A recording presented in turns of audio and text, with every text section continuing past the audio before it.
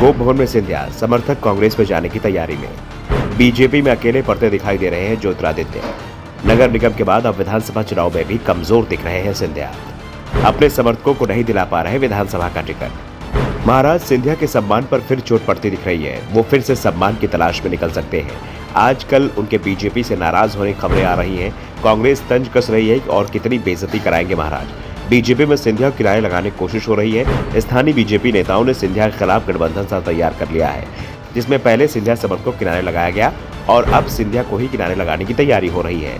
सिंधिया नाराज है, चिंता समर्थकों के टिकट की है, लेकिन ये नाराजगी भी काम करती नहीं दिख रही है। मध्य प्रदेश में चुनाव प्रबंधन की कमान ग्वालियर चंबल संभाग के ही बीजेपी के ताकतवर नेता और मुरैना से सांसद केंद्रीय कृषि मंत्री नरेंद्र सिंह तोमर के हाथों सौंप दी गई है। और जिस दिन से बीजेपी हाईकमान ने फैसला किया है, मध्य प्रदेश की पूरी राजनीतिक स्थिति बदल गई है। इस फैसले से पहले मध्य प्रदेश बीजेपी में शिवराज के बाद सिंधिया का कद सबसे बड़ा दिखाई दे रहा है, जो एक झटके में छोटा हो गया।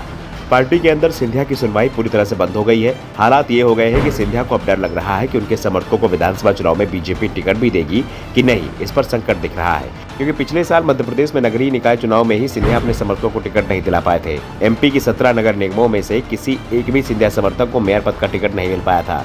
पार्षद पद को लेकर भी गिने चुने सिंधिया समर्थक ही टिकट हासिल कर पाए थे, क्योंकि सिंधिया जब भी किसी सीट के लिए अपने समर्थक का नाम आगे बढ़ाते, बीजेपी के पुराने नेता एकजुट होकर उस नाम का विरोध शुरू कर देते थे। और अब यही सब विधानसभा चुनाव के समय भी दिखाई दे रहा है।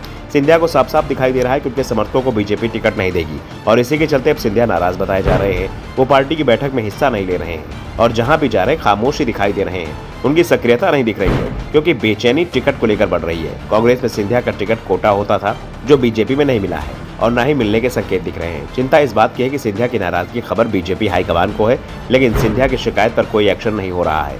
न तो उन्हें अमित शाह के कार्यक्रम में बुलाया गया और न ही शिवराज सिंह चौहान ने अपने मंत्रिमंडल विस्तार के समय राजभवन आने का न्योता दिया। सबसे बड़ी बात तो ये कि सिंधिया उस दौरान मध्य प्रदेश में ही थे, यानी बीजेपी ने भी अब सिंधिया के आगे सोचना शुरू कर दिया है। दावा किया जा रहा है कि बीजेपी हाईकमान ने ग्वालियर चंबल रीजन को लेकर जो सर्वे कराया है, उसमें सिंधिया समर्थकों की स्थिति अच्छी नहीं पाई गई है, जिसके बाद पार्टी उनके समर्थकों के टिकट काट सकती है। ऐसी भी खबरें चल रही हैं। सिंधिया की बेचैनी बीजेपी के 39 उम्मीदवारों की जो पहली सूची ने बढ़ा दी है, क्योंकि पहली ही सूची में सिंधिया के कट्टर समर्थक रणवीर जाटव का टिकट काट दिया गया है। अब उन नेताओं को डर लग रहा है जो 2020 में सिंधिया के साथ बीजेपी में आए और उपचुनाव हार गए। डर उन विधायकों को भी लग रहा है जो उपचुनाव जीत गए थे। उनके टिकट सर्वे रिपोर्ट के आधार पर काटे जाने की बात हो रही है और इसी के चलते सिंधिया के समर्थक एक के बाद एक बीजेपी छोड़ रहे हैं। वैसे सिंधिया समर्थकों को टिकट का आश्वासन तो कांग्रेस से भी नहीं मिला है, लेकिन कांग्रेस उनका पुराना घर है, जहां पार्टी के अंदर उनके अलग थलग पड़ने की कोई संभावना भी नहीं है और भविष्य में टिकट मिल सकता है, इसकी उम्मीद भी है। जबकि बीजेपी में अब किनारे ही लगाया जाना है। ऐसे में सिंधिया कमजोर भी दिख रहे हैं और उनके समर्थक पार्टी छोड़ते भी दिख रहे हैं। वैसे सिंधिया को बाजी पलटने वाले नेता के रूप में भी जाना जाता है। Bureau report, the Dhakad news.